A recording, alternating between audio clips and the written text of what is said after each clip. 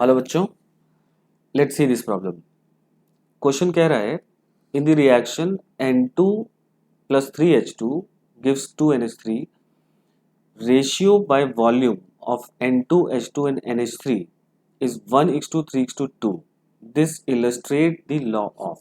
ठीक है, चलिए तो ये क्वेश्चन की अगर हम लोग बात करें कि सॉल्व कैसे होगा और इसमें जो की कॉन्सेप्ट हम लोग इस्तेमाल कर रहे हैं वो क्या है।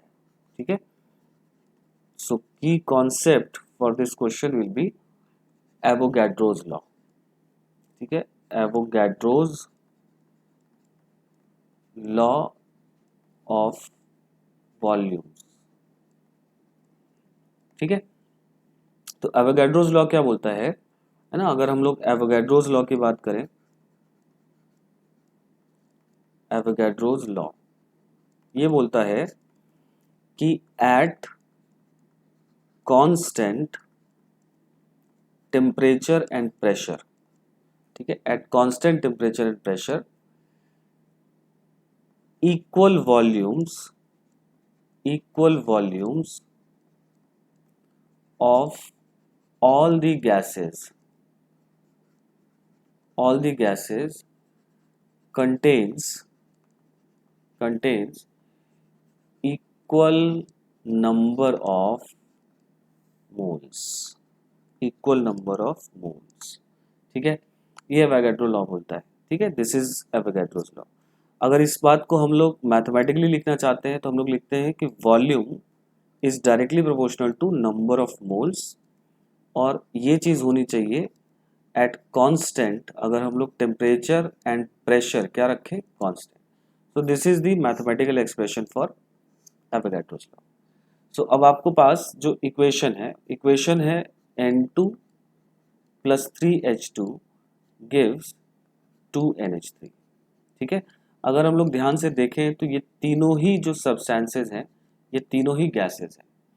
तो अगर स्टोशियोमेट्री से हम लोग बात करें तो जो इसका स्टोशियोमेट्रिक कोफिशिएंट है, जैसे N2 के आगे अगर हम लोग देखें, N2 के आगे अगर कुछ नहीं लिखा है तो इसका मतलब क्या मानेंगे, 1। हाइड्रोजन के आगे क्या लिखा हुआ है, 3। अमोनिया के आगे क्या लिखा हुआ है, 2।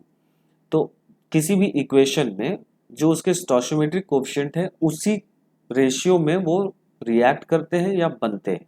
जैसे अगर मैं इसका स्टोशियोमेट्रिक कोफिशिएंट लिखूंगा तो मैं ये लिखूंगा, मैं ये यहाँ से पढ़ पा रहा हूँ कि अगर 1 मोल नाइट्रोजन लिया जाए और उसको 3 मोल हाइड्रोजन के साथ रिएक्ट किया जाए तब जाकर कहीं 2 मोल अमोनिया बनेगा। This is true bye stoichiometry. Right.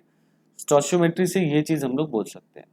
अब नाउ अगर तीनों चीजें गैसियस हैं और एक रिएक्शन जो हो रहा है वो रिएक्शन किसी कांस्टेंट टेम्परेचर और प्रेशर पर ही हो रहा होगा, क्योंकि ये मेंशन नहीं है अलग से कि during the reaction you are changing temperature और प्रेशर।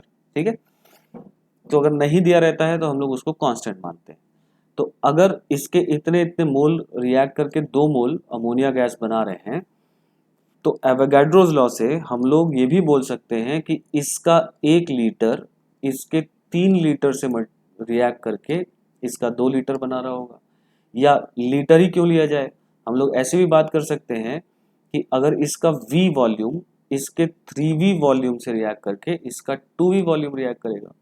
तो अगर इनके वॉल्यूम का रेशियो आप निकालेंगे तो V is to 3V is to 2V that will be equal to क्या, 1:3:2। तो आपको यही बात बोली जा रही है क्वेश्चन में कि इनका जो वॉल्यूम है वो 1:3:2 रेशियो में है ना, रिएक्ट कर रहा है और बन रहा है। सो दिस इक्वेशन या दिस रिएक्शन इज डिपिक्टिंग या किस लॉ को ये है ना इलस्ट्रेट कर रहा है। तो वो कौन सा लॉ है, एवोगैड्रोस लॉ है ना। और एवोगैड्रोस लॉ क्या बोलता है कि equal volume of all the gases contains equal number of moles. वही हम लोगों ने यहाँ पे किया कि अगर इसका 1 मोल, इसका 3 मोल, इसका 2 मोल है तो हम लोग उल्टा भी बात कर सकते हैं कि इसके V वॉल्यूम, इसका 3V वॉल्यूम और इसका 2V वॉल्यूम के रेशियो में ये रहेंगे। Right, so this equation illustrates law of gaseous volume which is given in option number 4, right? So hope this is clear to बच्चों. The correct answer for this question will be gaseous volume, right? So I hope this is clear to you बच्चों. All the best.